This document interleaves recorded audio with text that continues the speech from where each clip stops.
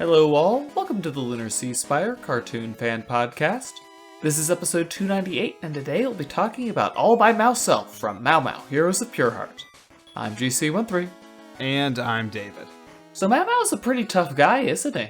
You know, it just hit me now that potentially, I mean, the pirates are they're bad, but this episode had Mao Mao a little close to our reality. He's a brutal enforcer of a law that I'm not even sure makes sense, because they were just digging through the trash. The pirates were just digging through trash, and for some reason they were getting the official king's alarm on that. I'm not sure if we're gonna come back. Maybe they're gonna pull a big anime move, and in 50 episodes we're gonna come back to this dump and find out something really important was there.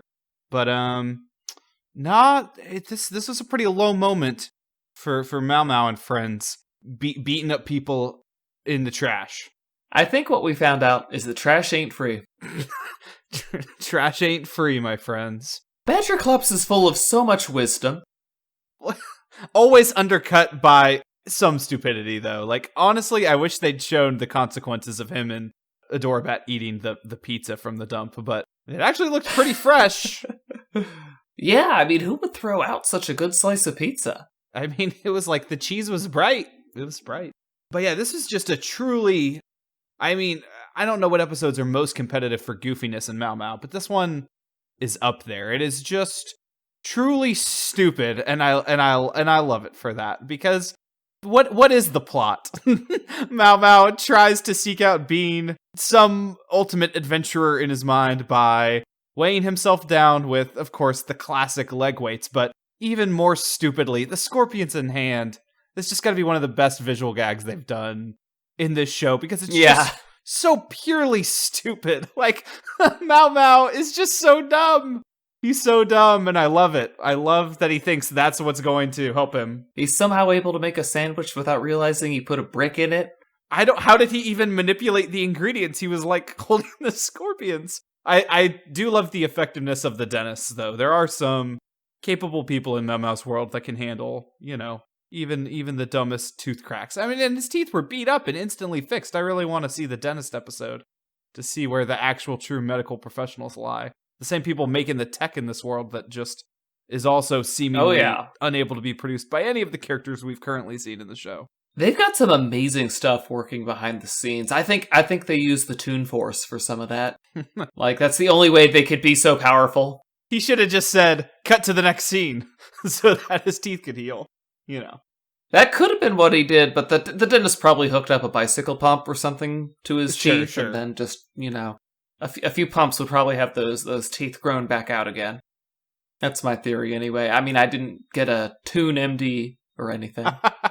I think that's actually, Mao Mao has cartoon physics and stuff. I mean, maybe Mao Mao's legs would truly be able to propel himself that high into the sky in our world. I don't know. I couldn't judge exactly. His legs look pretty strong, but I feel like they also bring in the reality of certain things in this show, like with the teeth. Dennis wouldn't have been able to fix his teeth that fast, but just no, the consequences are serious. Kind of like the quote from Snake at the beginning of this, where Mao Mao's I never said I was gonna, take you alive, and he's just that's dark. That's dark. The reality of Mao Mao just swinging his sword around, is a real one. Yeah, Mao Mao is a very, very hardcore sheriff. You gotta give him that. Yeah, I guess his heart's... Well, is it in the right place? I don't know if the episode, he realized he had to rely on friendship, but even the bad guys already knew that. And, so he let go of his legs, and he, had his moment under the apparently ringworm-filled garbage liquid. That was absolutely beautiful, at the end, that... Mao Mao, are you ever going to have those buff legs again? No, Adorabat. Those legs were chasing someone else's dream. And it's I just love the image that's he's able to release the legs off into the wild, or whatever. Are those coming back? Mao Mao. Are those coming back in 50 episodes when we find out that he literally released the legs somewhere else? It's just a pair of black cat legs running around somewhere. That would actually be hilarious. He has to fight another hero using his buff legs. I would love to see that episode. Oh, can he summon them anytime? Ooh. I mean, I guess it depends on what kind of hero he's fighting. Now I'm seeing like Pink Diamond's legs versus Mao Mao's legs. Who would win? Or versus Raven's legs? I guess there's a whole competition here of cartoon legs. I think... Oh, I don't know, man. I think Mao Mao's legs and Raven's legs, or I guess I should say Lady Legacis's legs, would have like the most epic battle in all cartoons. Yeah, forget Thumb War. So forget Thumb War. That's a crossover we need to have. I mean, like, I know people are going to be mad at the very thought of Teen Titans Go crossing over with something else, but we need a Teen Titans Go Mao Mao crossover so that Mao Mao's buff legs and Lady Legacis, her legs, they can encounter each other. There is enough thematic crossover with them all being, legendary heroes, I guess. I would hate to see Teen Titans Go literally anywhere, but I feel like the goofiness levels, there's enough there for that to work. I think we could have fun. So getting deeply serious for a moment, we see, every flashback is really important, right? For Mao Mao's backstory here. We know that he's had a rough relationship with his father. His father wasn't very supportive in his childhood.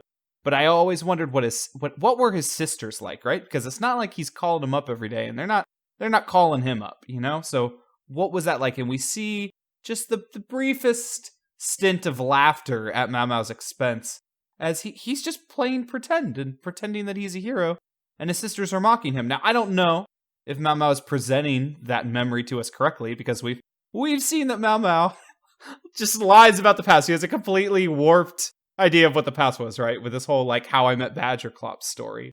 So it could be that his sisters have actually no problem with him, and he's burdened himself with that thought. But I don't know. Maybe his whole family life really sucked. It's very sad. I'm looking at the footage, and it looks like they're facing away from him, not towards him. I've seen other people say this before. Oh, so even worse, snickering from the back.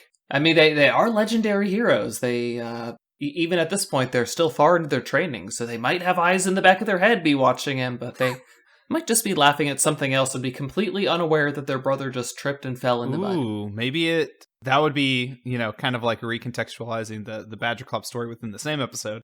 They could, later show this memory, and it turns out Mao Mao's sisters didn't really have any problem with him, but he ended up forging that own wedge. But I don't know. Obviously with his dad, they made it very explicit that his dad was the problem. Oh, yeah. But, Mao Mao also gets in the way of himself a lot, so maybe they can show that there's a different, reason for him living in his sister's shadows, right? I think Mao Mao kind of has Ronaldo's problem from Steven Universe. They were both ignored for so long, they've kind of both developed incredibly attention-seeking behavior, and they both live in fantasy worlds to some extent. Well, they both live in fantasy worlds within fantasy worlds. I like that.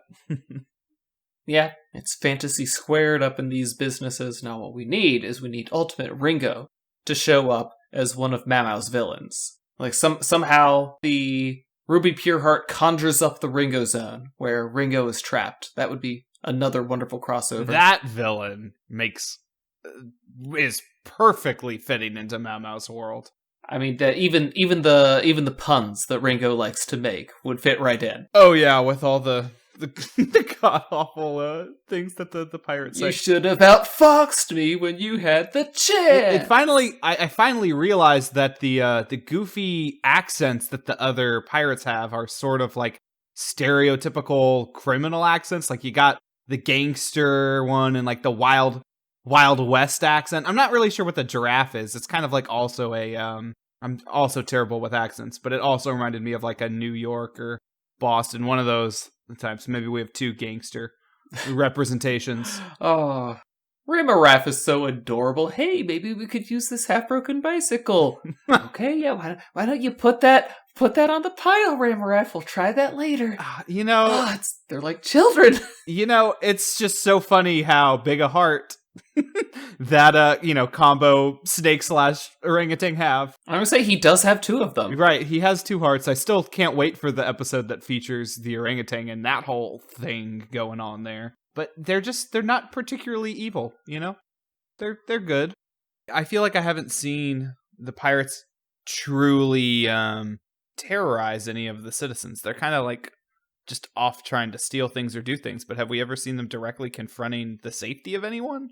Off the top of my head, I don't think they have. Although Their whole reason that they're there in the Pureheart Valley is to steal the Ruby Pureheart, which kept the valley safe. So, they were going to leave the place in all-you-can-eat monster buffet without a sheriff around to protect them. Like, they were quite okay with that. Right, so they're dismissive of other people's safety, but they're in it for the taking and the stealing. They're not there just to directly inflict pain on people's lives, which I guess that's kind of what pirates are all about. They're like semi-neutral evil, right? I mean, they want to become legendary villains, and you don't become legendary by beating up on sweetie pies. Yeah, leave it up for the monsters. And unlike Mao Mao, they don't have to interact with the sweetie pies, so they don't, hate Pinky or, get offended at someone's wonderful photography work. Hello, Kevin. Okay. If you know, you know. The best quote from this episode, by far, is, they just have a full sequence of Mao Mao progressively looking more idiotic in trying to carry out his home life blindfolded and holding scorpions and all. But when it gets to the point where he has to go to the bathroom, at first it's like the joke is just like Badger Clubs being like number 1 or 2. But when it becomes real, I'm super not okay with this. Mao was like, someone's got to hold my cape. That was fantastic. Because no, what I thought you were going to say was the best quote was the littlest ones have the most venom, like me. Well, everything Adorabat says is adorably vicious. And also, I don't remember... Violence! Woo! Yeah, I don't remember Adorabat having a bucket of scorpions the whole time, but I guess they sort of were transported with them. I'll believe Toon that Force. Somehow. Yeah.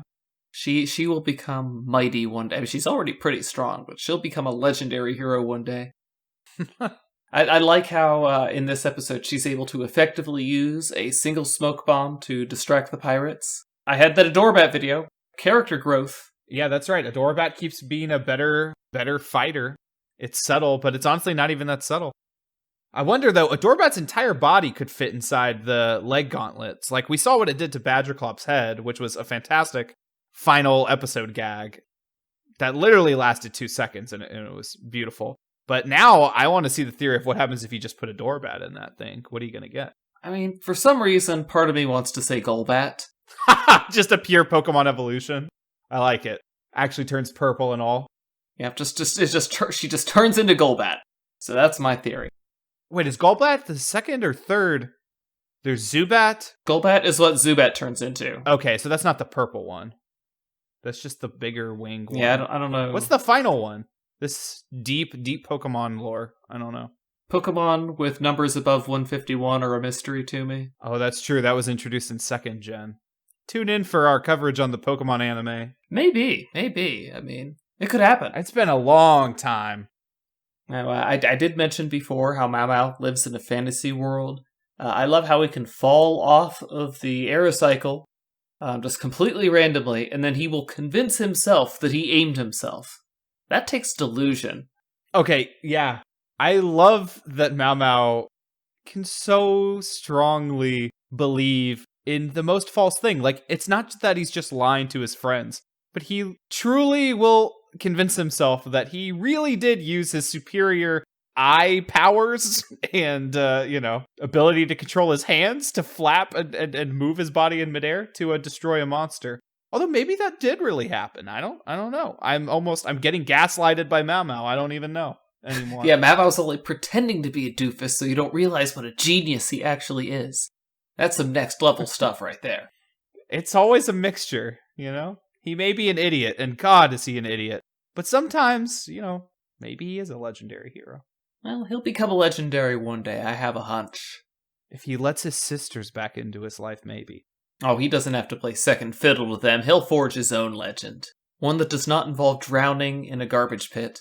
Yep, and, now I'm going to be watching out to make sure that Badgerclops never gets a ringworm because, that's a bet that's got to keep going, I guess. So we'll see if Badgerclops can truly hold on. That would be the funniest piece of continuity.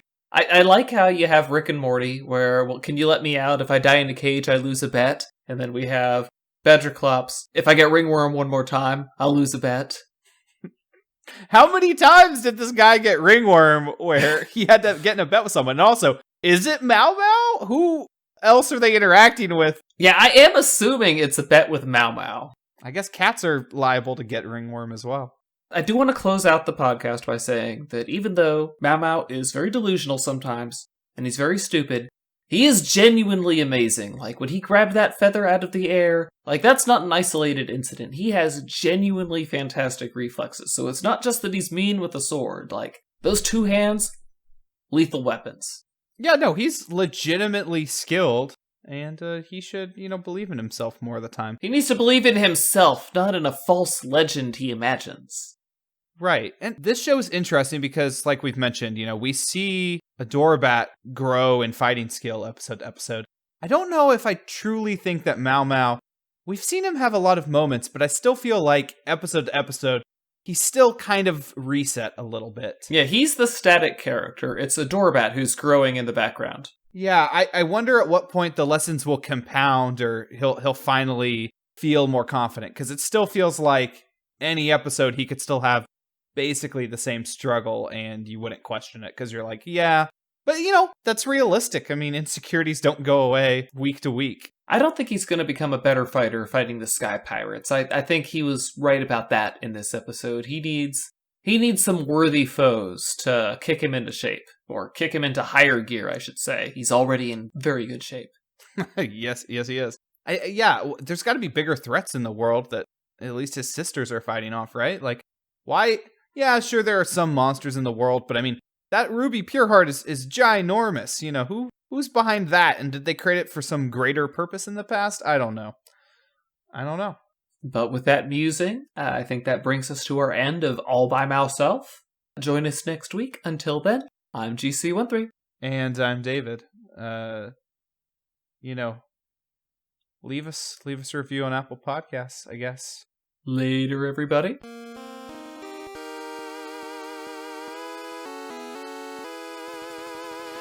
Our opening and closing music is by Mark Soto. For more cartoon-related content, please visit lunarceasefire.com.